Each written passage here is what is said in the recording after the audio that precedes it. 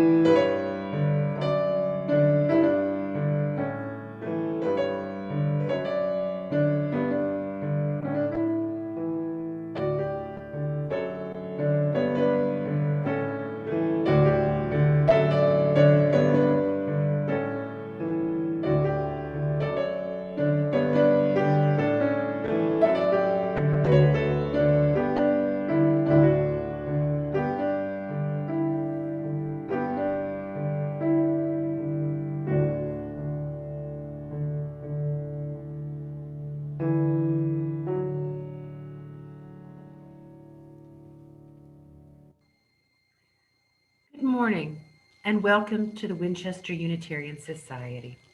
Whether in person or in the last 16 months via Zoom, we at the Winchester Unitarian Society strive to be a welcoming, caring community devoted to spiritual growth, social transformation, and environmental responsibility. Guided by Unitarian Universalist principles and drawing on diverse faith traditions, we aim to live our values through worship, reflection, connection, and service. During this stressful time of the last 16 months, we strive for connection, not perfection, and recognize the importance of giving grace both to ourselves and all those around us. We welcome all people, people of all racial and ethnic backgrounds, people of all sexual orientations and genders, people of all incomes and abilities, people of all religious beliefs, and people with beliefs not always considered religious. Today, one of our members, Phil Coonley, offers our second reflection on environment and social responsibility. Right after our first reflection, families with young children will be invited to transition to another Zoom room to meet with Miss Juanita, our nursery leader, for story time. We will post that link in the chat box when it is time. Now we will take a moment to greet one another through the chat function. And if you have some especially good news, we invite you to share it. We will be called back to worship through the ringing of the bells at our partner church in Maroslavasarhe, Transylvania.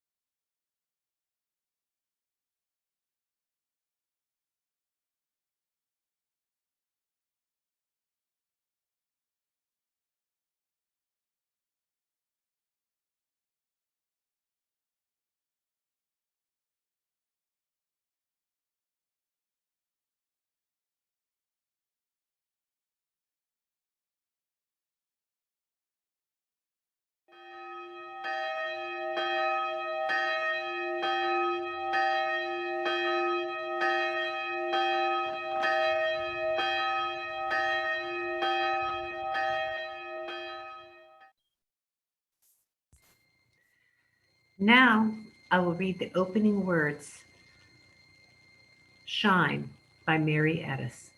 Welcome, welcome, welcome, friends. Like the cosmic dust following after the great Perseid meteor, we are the living remnants of time and all that has come to pass in its wake, briefly shining lights on the way to eternity. We are only visible to the naked eye for an instant. Take this moment to shine like the stardust you are. May the light of our time on earth shine to bless the world and each other.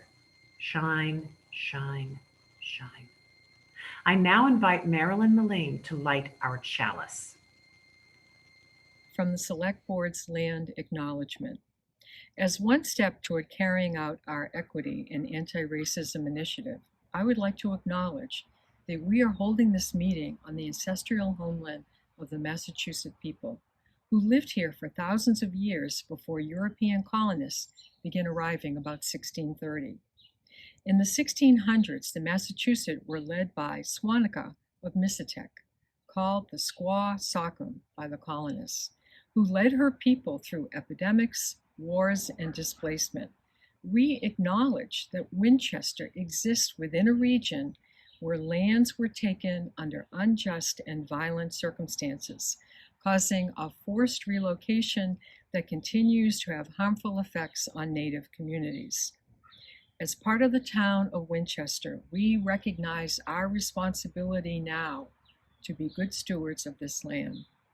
And we acknowledge that Massachusetts, Wampanoag, and other indigenous people from across the country currently live in Winchester and throughout the state and contribute to our community in myriad ways.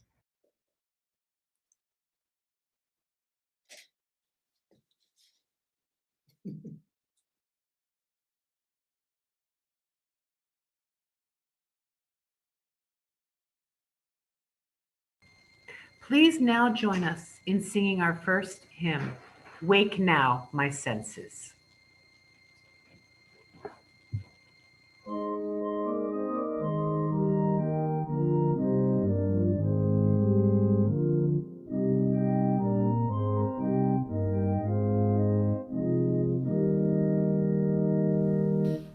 Wake now my senses and hear the earth call. Feel the deep power of being in all. Keep with the web of creation your vow. Giving, receiving, as love shows us how. Wake now my reason, reach out to the new. Join with each pilgrim who rests path of truth.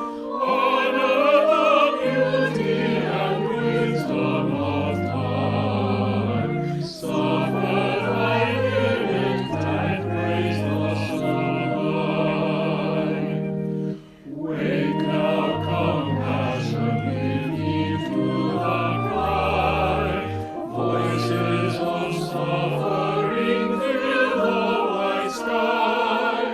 Take as your neighbor, both stranger and friend, praying and striving their hardship to end.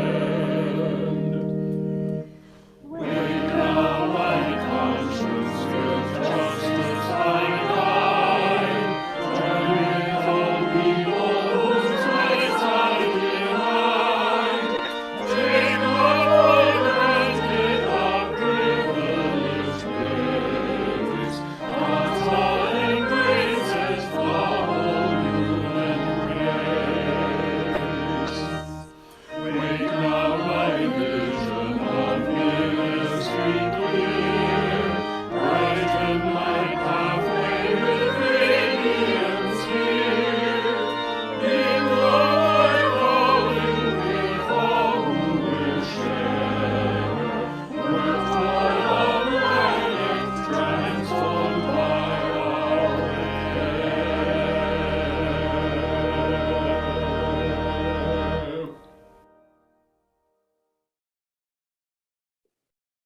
I love that song. Good morning, friends. I'm Kai Flannery, and I am helping out at Winchester over the summer as a summer minister while Heather is away. And I'm so glad to be with you all this morning, just to see your faces in your different living rooms and studies and with all the things that you bring. And I'm just glad to see you. So our first reflection this morning echoes our theme of our service, which is connection and not perfection. So I think we're all having to come to terms with the fact that our climate is in rough shape. And here in Austin this year, we came to terms with that in a very hard way by having a freeze in February that sort of broke our energy system in Texas. So when you're not used to having a freeze in your own town, like you don't have any salt for the roads, people don't have good insulation, they don't have double paned windows, people don't even have all the weather, like the ski suits or the warm jackets that they need for when it's 20 degrees outside. And that happened to us this year. So No, I don't. My battery's good enough. So part of what happened. So part of what happened in that Okay. was that we were all trying to figure out really the best we could what to do next. So we started to help our neighbors, and people started getting water and bringing it to their neighbors, and bringing food and putting food out. There's a taco restaurant here in Austin that made 4,000 tacos that just gave it out to people who couldn't get to the grocery or couldn't figure out how to travel when everything was iced over. So our ecosystem of family and friends and concerned citizens started to interconnect. And I will say that after all that happened in February, I was worried about my garden too. I started looking. I thought, gosh, after this freeze, that's not supposed to happen. And I went out after this freeze, and even after we started to feed each other and find homes for people who didn't, who like had a big break in their pipes and everything froze over. So even after we started doing all that help between each other, some things were broken that just couldn't be fixed. So like we had this giant rosemary plant in our front yard where we would always go to pick rosemary for our potatoes and to make bread. It was so delicious, and it was like a friend. It was giant, and it had been there for such a long time. And this unseasonal freeze just took our rosemary plant. It didn't come back. It didn't recover. And that was very hard for us to lose that plant. And honestly, when the spring came after all the freeze, I didn't know what kind of garden I would have this year.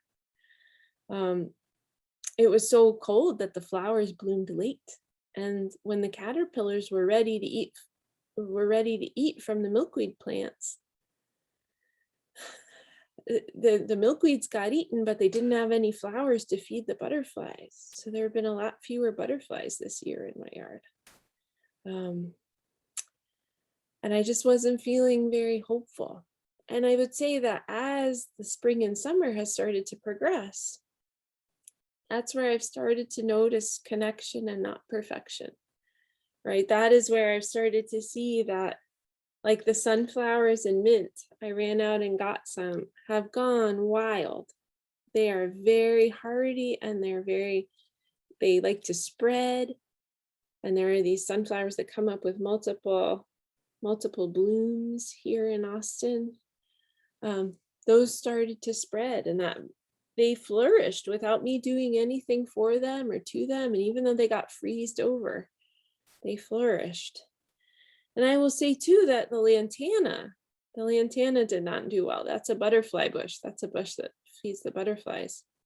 It has these beautiful, the one in our yard has yellow and pink flowers. Oh my gosh. I thought it was gone, but guess what? I found that there are 3 places in the yard where that's popped up new, where the lantana bush that I was worried had gone forever had roots under the earth that was making it flourish, that made new lantana bushes come up just like it was supposed to. So I didn't plant it there, but it came up anyway. Just like you, with its energy from the earth and with its sense of purpose and joy, it came right up anyway. And now it's feeding bees. And I will say that blueberries, I've learned, I got some blueberries this year, and I learned that the blueberries underneath the earth are interacting with these little tiny hairs that are like little mushrooms called mycorrhizae. And the mycorrhizae help to give the blueberries, the roots, the nutrients that they need. So I think that in the garden, so the blueberry doesn't bloom on its own. The blueberry needs those mycorrhizae to help it get its nutrients into its roots and bloom.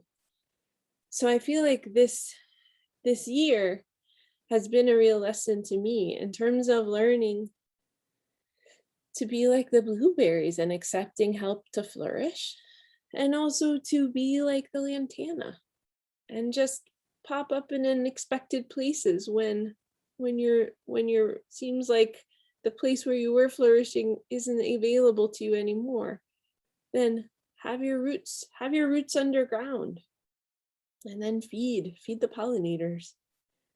And then I think there's also just learning from the sunflowers and the mint, which is that we can grow steadily and tall and cheerful.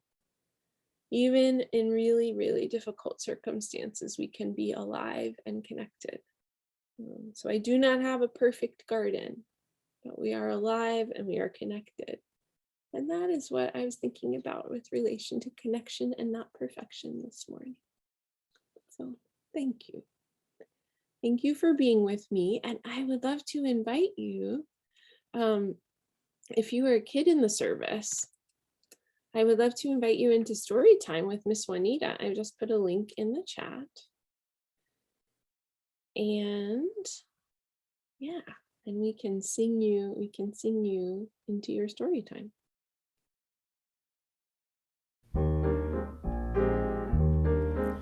May the light within you shine before you every day, every day. May the light within you shine before you, guide your way, guide your way. May the light around you and chase your fears away. May the light within you shine before you. This we pray, this we pray.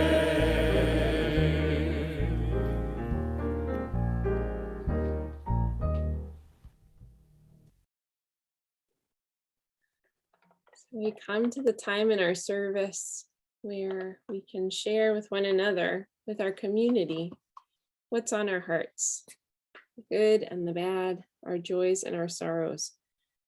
And so I would love to invite you into a space of sharing and listening and compassionate witness for one another.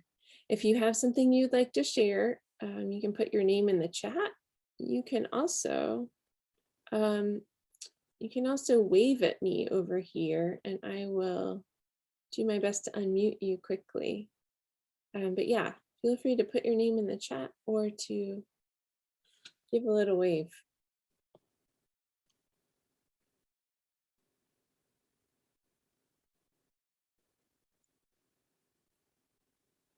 Hey, Claire. I'm going to ask you to, you got it? Okay. Well, another year has passed and I'm now another year older. We didn't have any big celebrations this year. Well, everybody seems to be away other places, but Bob and I had a small celebration and I have so much to be grateful for. That's it. Well, we're grateful for you. Yay. Happy birthday, Claire. That is a joy.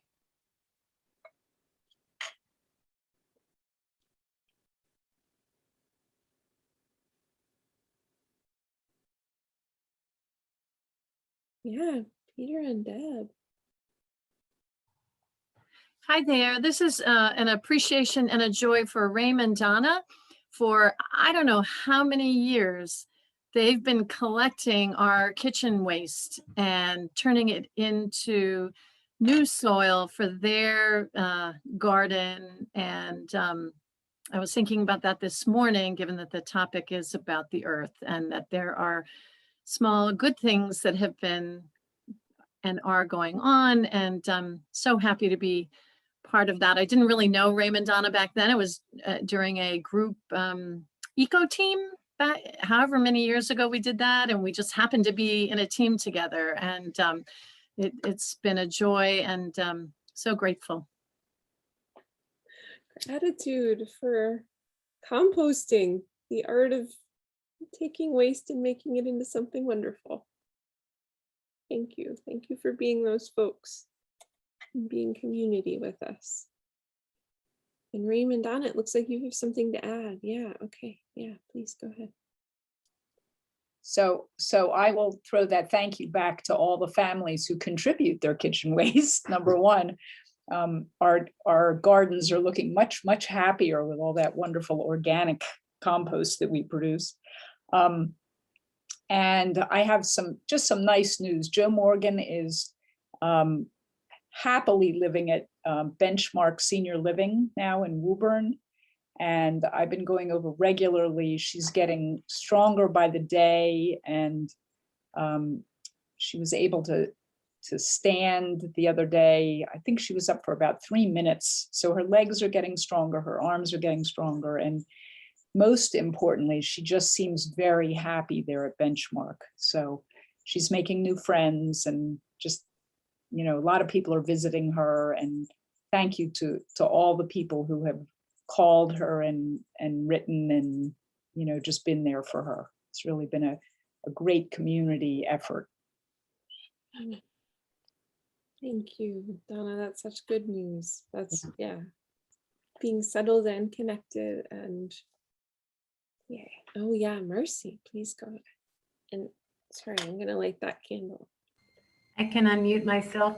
I just want to say, you know, partly as a source of pride, but also just relevant to the current service, is that my son Jared, who many of you know, has been a leader and a real agitator, if you will, and he's been working with Sunrise. He's worked with many political types of things, with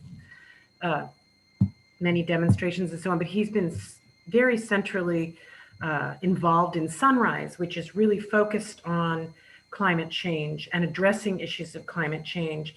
And he's worked a lot with education. And it's so exciting to me because Sunrise is composed of young people. So he talks about the high school kids who are in it, and the college kids, and all the people he's meeting. And they're all 25 and under. And it's exciting to me. And I feel really proud to see my kids be a part of, hopefully, something that's going to make the future better. So anyway, I just wanted to acknowledge that. That's great news. Yay. Thank you, Mercy. That is a joy.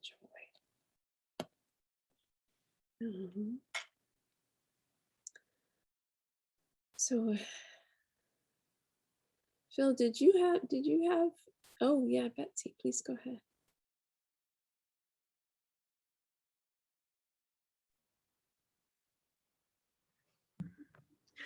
I hate to be the bringer of bad news. And there are different levels of sadness.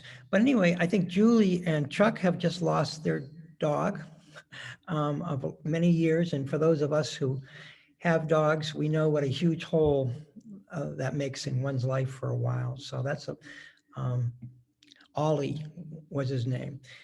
And many of us probably remember a large and beautiful Black woman named Kim, who would often be in our services and was part of many long haul trips to New Orleans. And I just learned this morning from Betsy Bowles that she passed, I think yesterday. And she was a young woman, so it's especially sad. And whenever I saw her, I felt seen and appreciated. She just was one of those types of people. So those are different types of losses, but both real. We'll lift up Kim with this candle. And we'll lift up Ollie as well. And Betsy, did you want to add to that at all? No? Okay.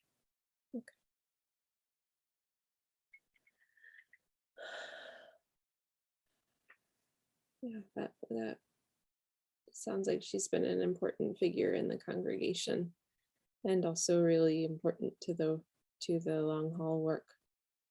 So we take some extra time to lift up Kim this morning. And maybe someone will hear if there are other community members or family members who we could reach out to just let them know that we're thinking of them. So yeah, if anybody has that information, feel free to direct it to me or kai@winchesteruu.org. Does anybody else have anything to share?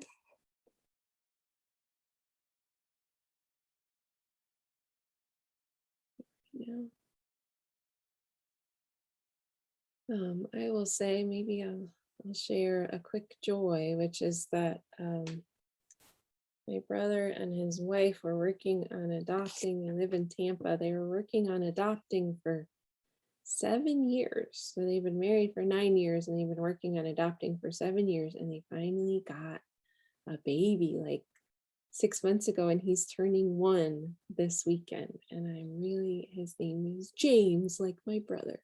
He's the 5th. And so and he's a funny little person.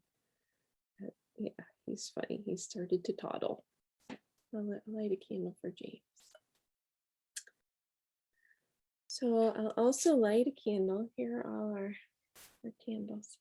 I'll also light a candle for the joys and sorrows that we're bringing here today, but we're not sharing for one reason or another. So these are here in our hearts, and we bring these to our community. We don't try to leave them behind. For losses and gains, for hope, and for the moments when it seems like hope is lost. We light our candles this morning. And now will you join me in a time of meditation and then a time of silence.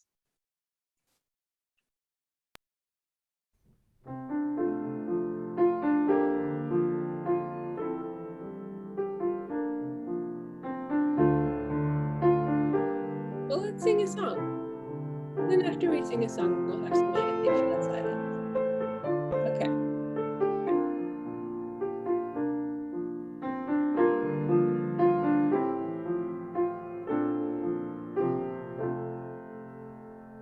The lone wild bird in lofty flight is still within or leaves thy sight, and I am thine, I rest in thee, Great Spirit, come and rest in me. The hands of earth are in thy hand, the seas dark, steep, and far off land, and I am thine, I rest in thee. Great Spirit, come and rest in me.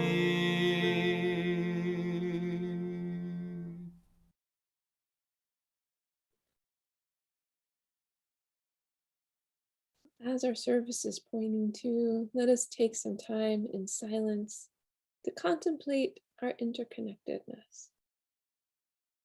The pieces that come together to bring us joy and sorrow. The ways that we create one another and create our environment. The ways that we share who we are. Unexpectedly, sometimes. The ways that we lean on one another. Let us now go into the sacred silence together.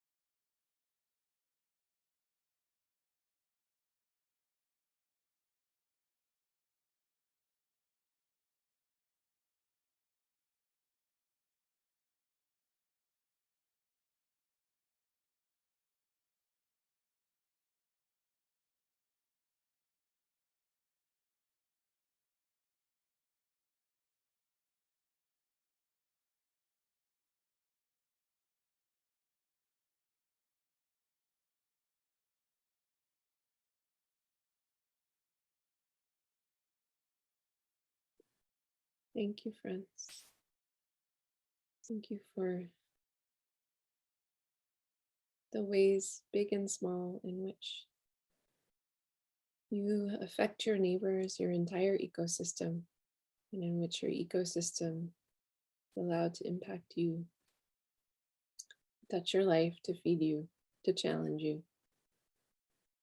As a sacred process, and we honor it today. And now our reading this morning comes to us from Heather Cox Richardson, and it's read by Lindy Brown. The following piece was written on June 20th of this year by history professor Heather Cox Richardson in her daily blog, Letters from an American. In honor of Sunday, the summer solstice, and Father's Day, we took the day off and did a 10-mile kayak trip along the coast. I did not look at the news or my email or my messages or Twitter or anything. I don't remember the last time I did that, maybe 2014. I did, though, think of my father while we were on the water, not because of Father's Day, but because of the ospreys. Dad was profoundly affected by Rachel Carson's Silent Spring, published in 1962, showing the devastating effects of people on nature by documenting the effect of pesticides on the natural world. A marine biologist, Carson explained how the popular pesticide DDT, developed in 1939, used to clear islands of the South Pacific of malaria-carrying mosquitoes during World War II, and then deployed as an insect killer in the US after the war, was poisoning natural food chain in the American waters. DDT sprayed on vegetation washed into the oceans. It concentrated in fish, which were then eaten by birds of prey. In Maine, that meant ospreys. The DDT caused the birds to lay eggs with abnormally thin eggshells, so thin the eggs cracked in the nest when the parent birds tried to incubate them, and so the osprey began to die off. When the New Yorker began to serialize Carson's book in 1962, likely where Dad first read it, officers of chemical companies were scathing, quote, if man were to faithfully follow the teachings of Miss Carson, an executive of the American Cyanide Company said, we would return to the dark ages, and the insects and diseases and vermin will once again inherit the earth. Officers of Monsanto questioned Carson's sanity, but other Americans were willing to listen. Silent Spring inspired the fledgling environmental movement. In 1967, the Environmental Defense Fund organized to protect the environment. In 1970, President Richard M. Nixon created the Environmental Protection Agency. In 1972, the U.S. banned the use of DDT, and the ospreys began to come back. In 1981, Dad's last summer, if he spent the entire day in the boat, he knew where to find 13 nests. Today, 40 years later, the osprey were over us all day long, and unthinkable in Dad's day, there were plenty of bald eagles too. When I watch the osprey, I think of how, for all the many disasters the last 40 years have brought, there are at least a few triumphs. Happy solstice, everyone, and happy Father's Day to dads and those who fill the role.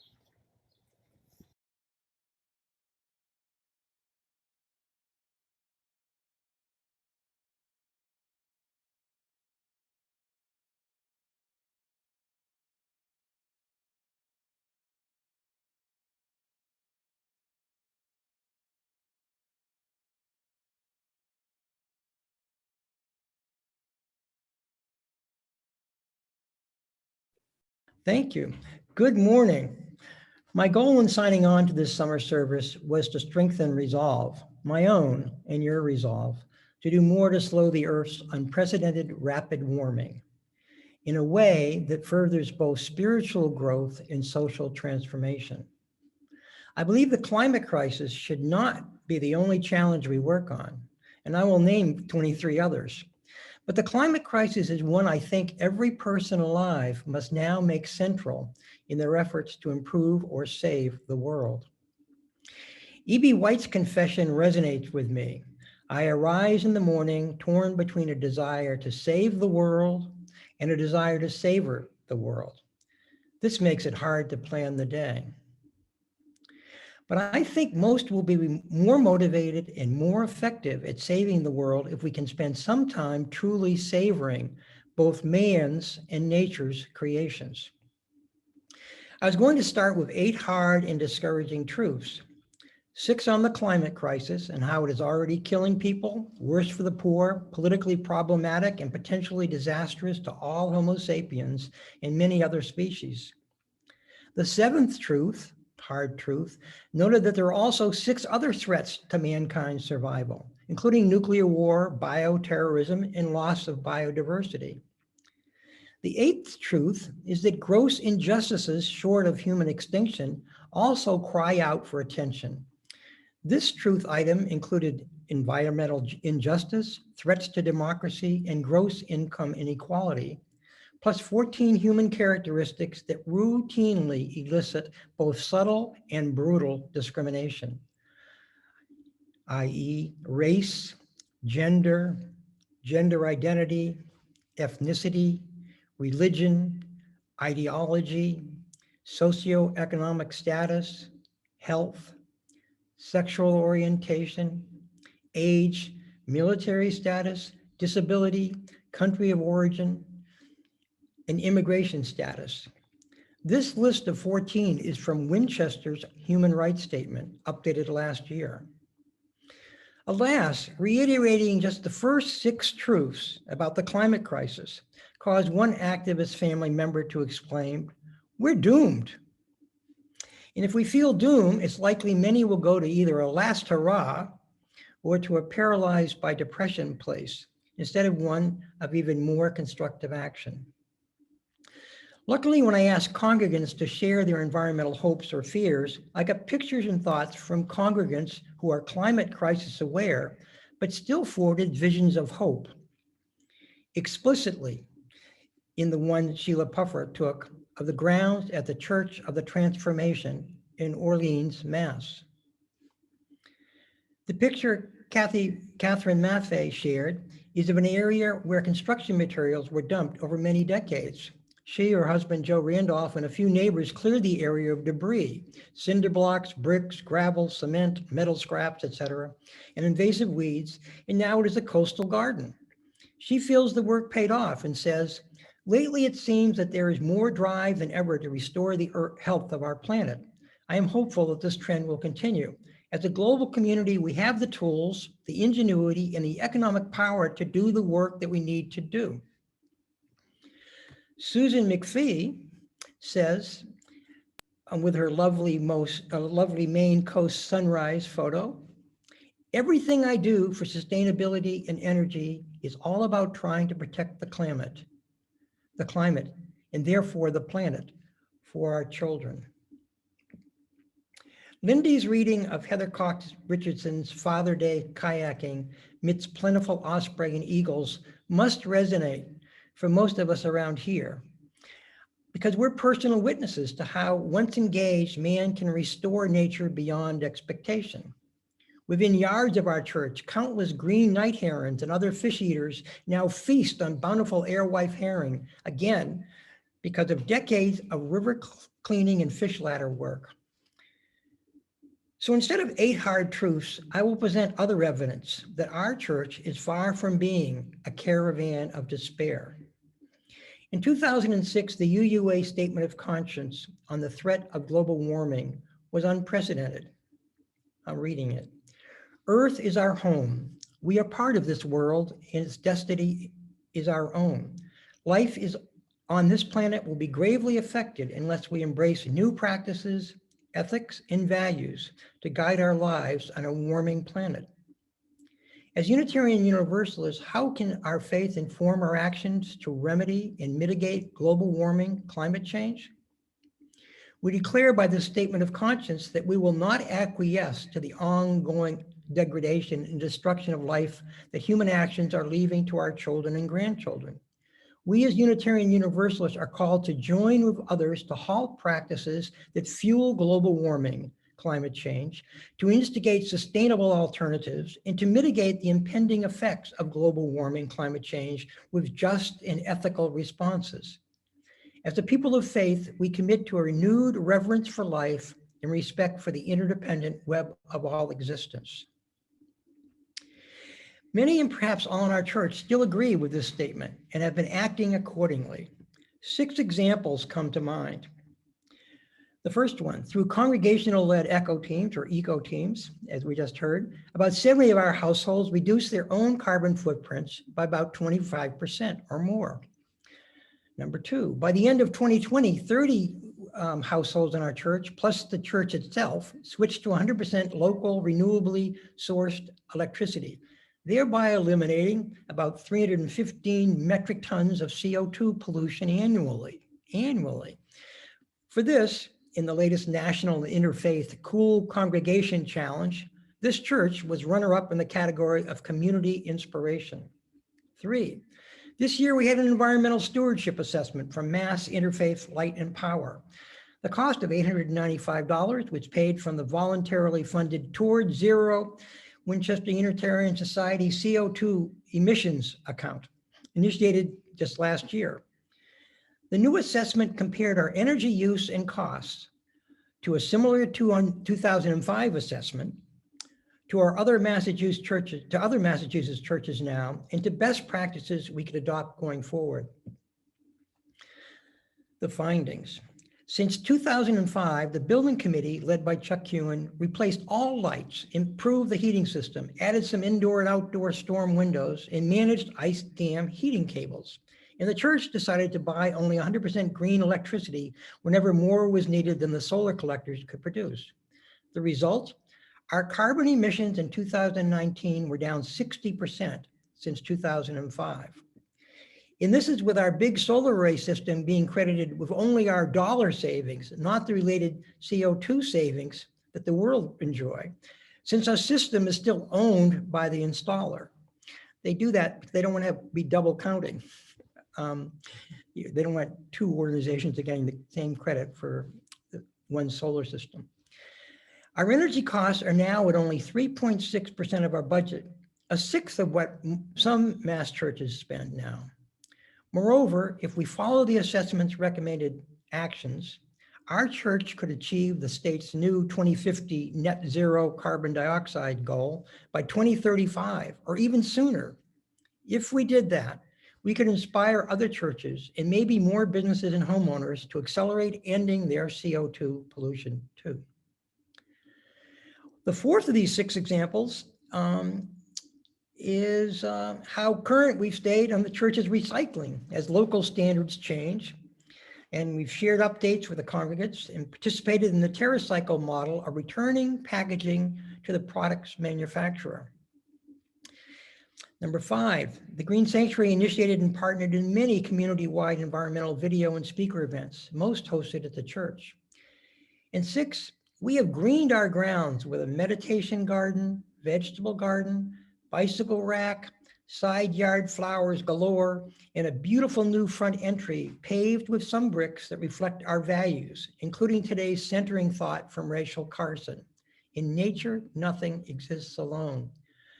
I know 3 of the heroines involved with that are Julie Kewen on the groundskeeping, and Fritzy on the garden, and Margaret on the flowers, and a lot of assistant waterers. Anyway, the grounds have been greened to a great extent. Looking ahead, we have 5 new environmental activities ongoing this summer and next church year. Number 1, program planning for 9 monthly 2021-22 church year community-wide events. The first chronologically will be the Winchester Repair Cafe, held at the First Congregational Church on Saturday, September 25th from 9:30 a.m. to 12:30 p.m. It will be an opportunity for free repairs of common household gadgets, like small appliances, bicycles, etc., and volunteer mending of favored clothing. We need volunteers in this too, so email me at coonley@me.com to discuss if interested. Number 2, following up on our environmental stewardship assessment findings, we're going to try to prioritize carbon reduction investments in the church building. Standing committee wants that. Number 3, developing a campaign to promote contributions to the Winchester Unitarian Society Zero CO2 account. Number 4, creating a new environmental responsibility section for the I call it WUS website. And number 5, building trust with minority-led environmental organizations, which then might welcome our church as an ally or co-conspirator.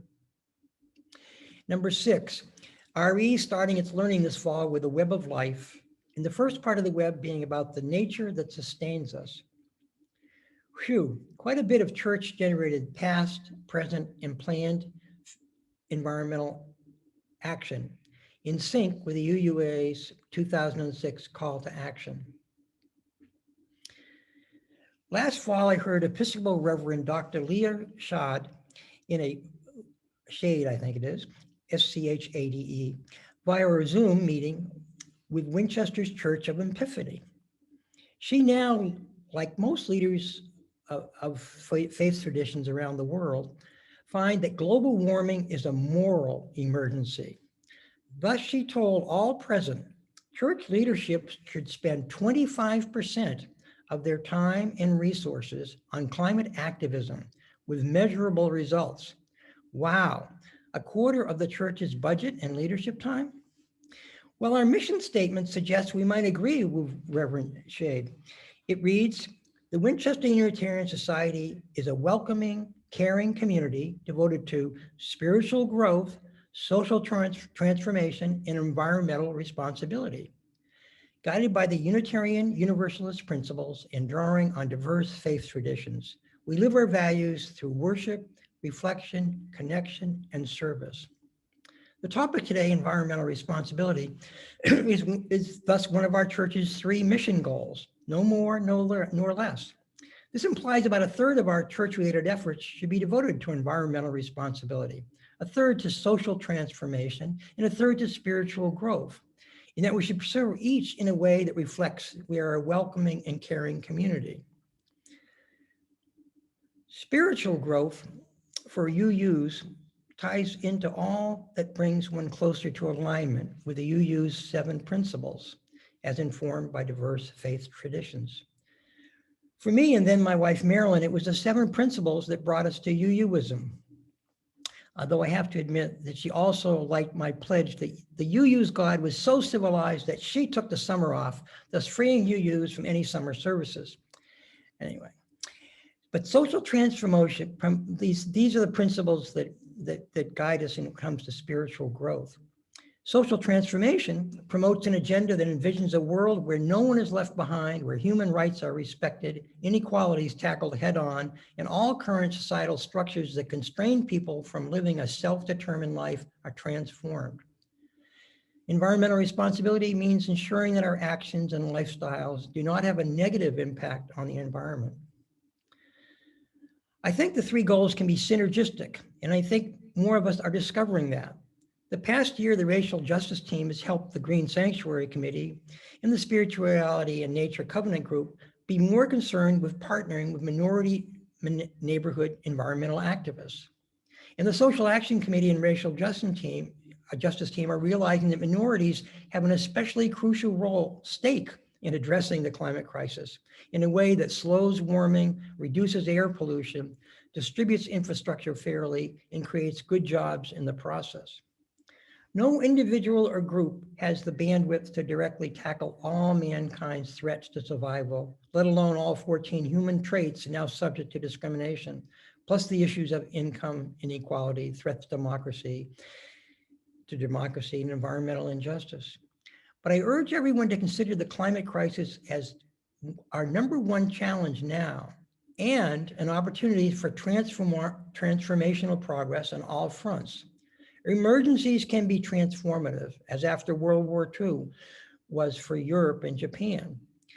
There is a possibility that cooperation at the household, and that's needed, town or city, state, nation, and global level to address the climate emergency will transform relationships, create social justice, reduce economic disparities, and cause all on spaceship Earth to deeply respect the interdependence of all people and of all species. With the climate emergency, we may be finally near a sudden positive tipping point, as with the fall of the Berlin Wall, the signing of the Anti-Ballistic Missile Treaty, the end of South Africa's apartheid, the Ozone Treaty, or acceptance of gay marriage. Honestly, for most of us, when those things finally happened, they were huge surprises. We really didn't see them coming until they almost upon us. Please nudge the climate emergency tipping point in every way you can. Some next steps. If you wish to be part of any of the church activities mentioned, just email me at coonley@me.com and I'll connect you to the right person. The world has let global warming from fossil fuel use go on way too long, and the risks of irreversible warming are now greater than I ever appreciated. If you want to understand how bad it really is, see the documentary Choosing Earth, and or talk to our own John Keller or Pete Baldwin. There is silver buckshot in the form of at least 80 assorted changes in lifestyle, production, and consumption that have already begun that could get the world to net zero CO2 by 2050. And each of these, almost all of these actually, more than pay for themselves. Most are win-win, like educating girls, family planning, reducing food waste. It's not all brand new technologies. See the video Drawdown if you're interested in the silver buckshot, and or talk with me.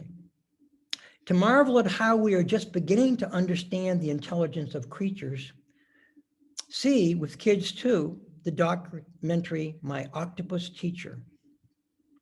If you doubt trees have communication with fellow trees, see the book, The Hidden Life of Trees. If you want to know what Winchester is up to with the environment, talk to our Fritzie Nace or Sue Dubler. And they'll also give you a nice action plan you can apply to your household. And for other nearby towns, try our Susan McPhee.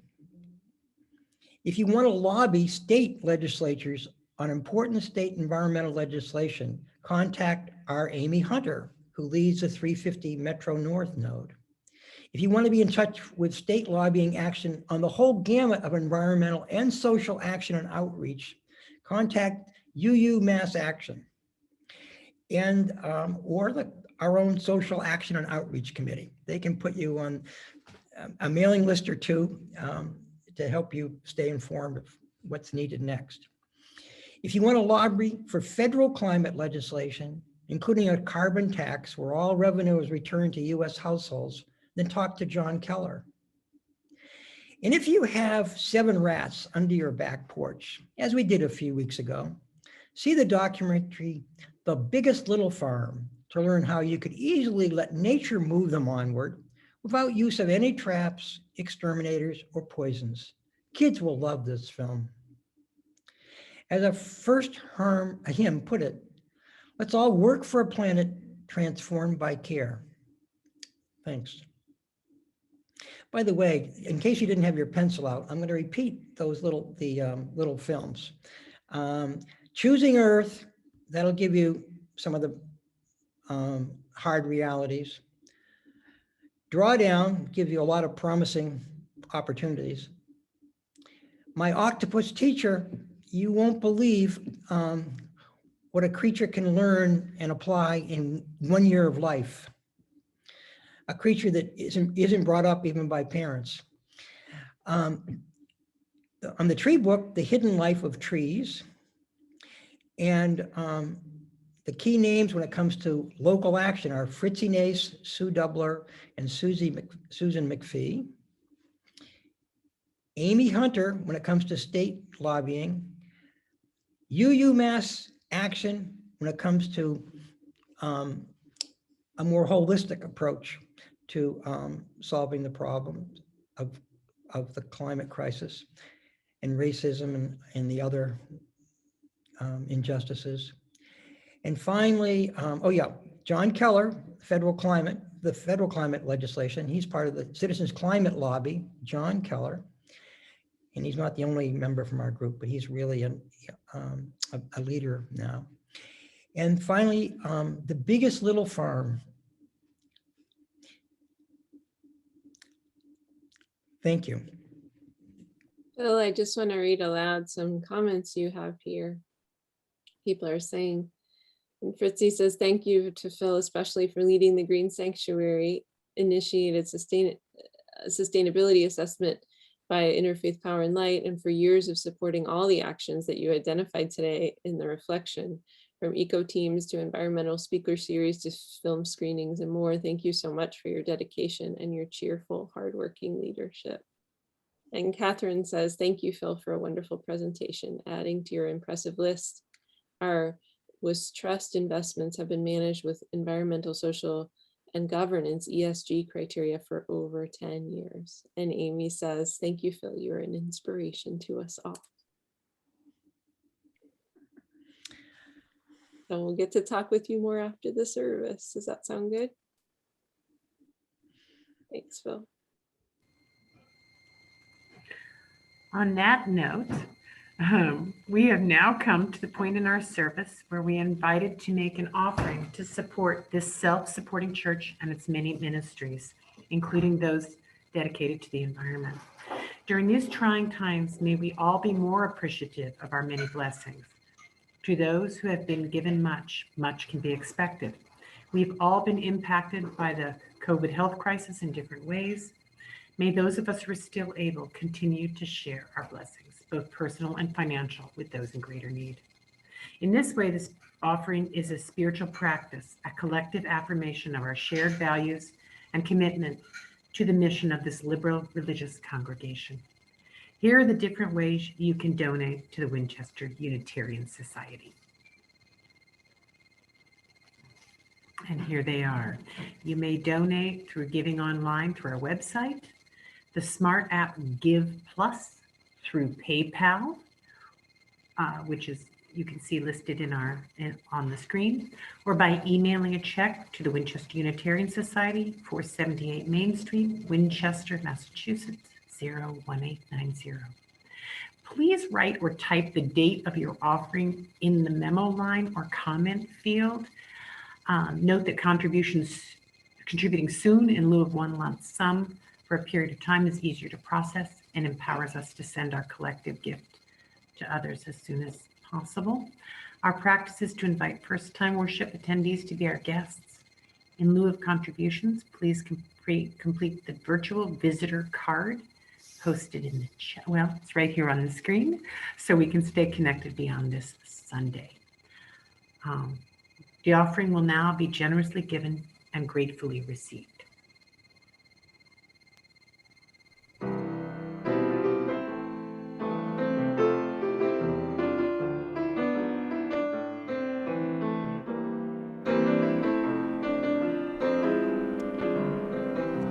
This is our world, a miracle of life beyond conceiving, interweaving all creation in a web. While our world, it spins around through space and time eternal. Let our vernal songs go on and never end. Let our living be a prayer that people everywhere find the truth in life and change our ways. This is our world, don't use so much, she's got no more to give. We can live in peace and harmony with all our world. One world, on a creation true ecology restore our world. One world, life in balance, find our Eden once more.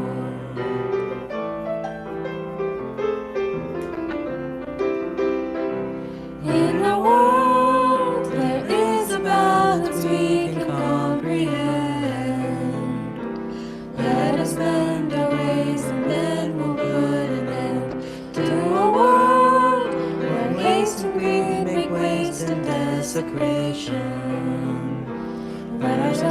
creation be the light we long to live. Let our living be a prayer that people everywhere find the truth and life and change our ways. This is our world, the only one that we will ever know. Let the seeds we sow bear fruit forevermore. Our world, one world, our creation true ecology restore. Our world, one world, life and balance find our Eden once more. Our world, one world, our creation true ecology restore. Our world, one world, life and balance find our Eden once more.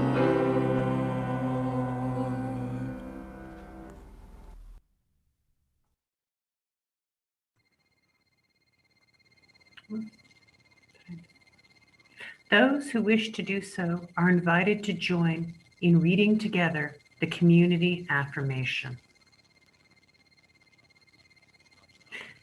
We gather not for ourselves alone, but to use our common power to build the beloved community within and beyond these walls.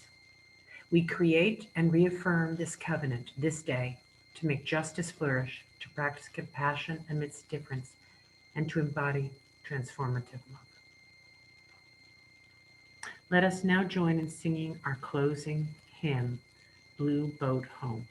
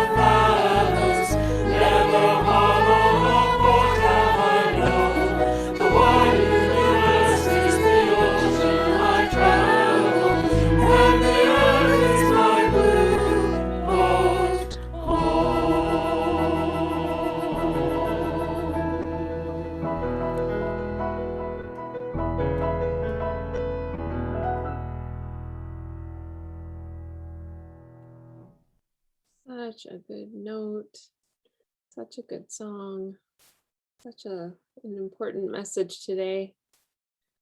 Thank you all for being here today. Thanks to Phil and Marcy and James and John for supporting the service. Our benediction today comes from a yoga teacher named Sweet Home Teacup. I love it. It's on Worship Web if you want to find it again. And Fritzy would like to remind you that you can join us in our Green Sanctuary meetings at Winchester on the third Thursday of each month. So that's important to remember too, as we all pull together and connect the dots. So may we recognize and abandon the familiar attitudes and practices that do not serve the whole. We are who we are, and we have the opportunity to be who we want to be, to create a new inheritance for the future.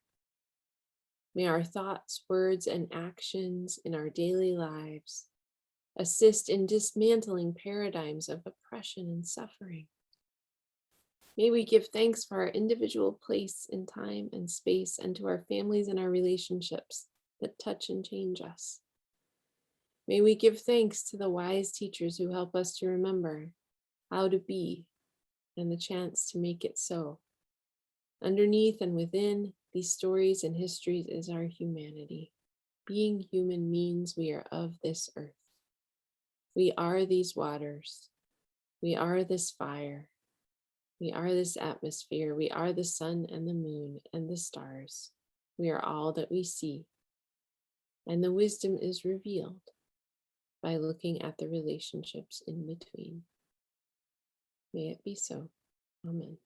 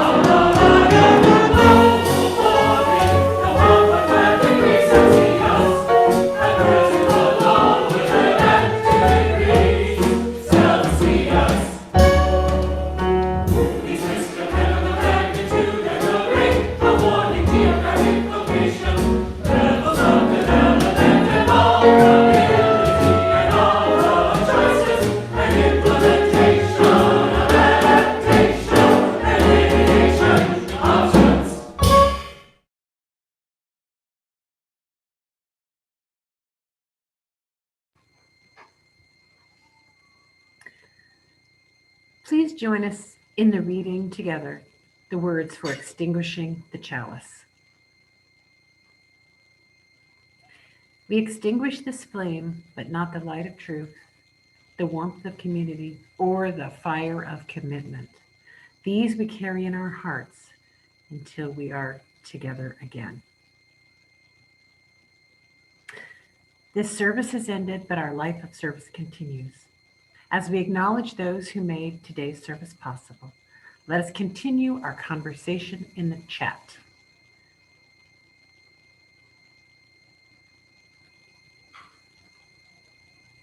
After a few minutes in the chat, I will break us into some randomly assigned breakout rooms for about 5 minutes, and then we'll all be invited back into the main room for conversation with Phil and with one another. Thanks, friends.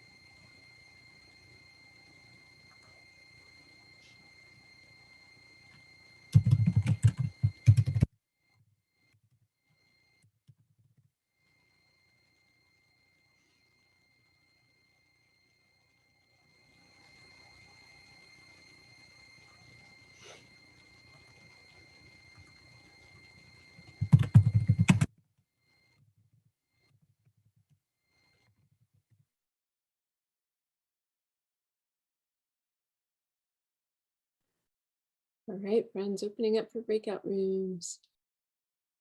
I'll see you soon. See you in a few.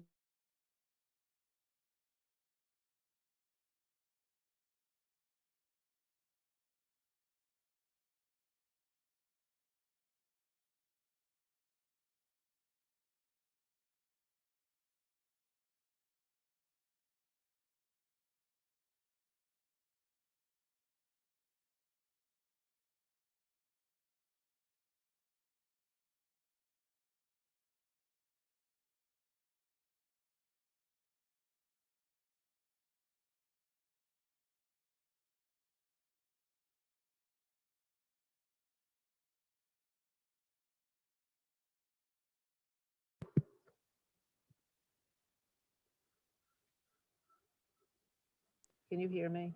Oh, yeah, I can. Uh-huh.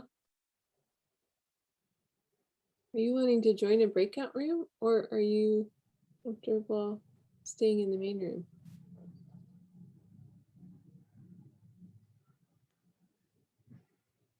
I think you're invited. Can you hear me? Hi, Kyle.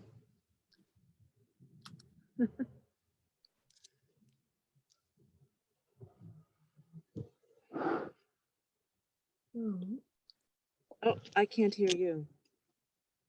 your headphones. Yeah,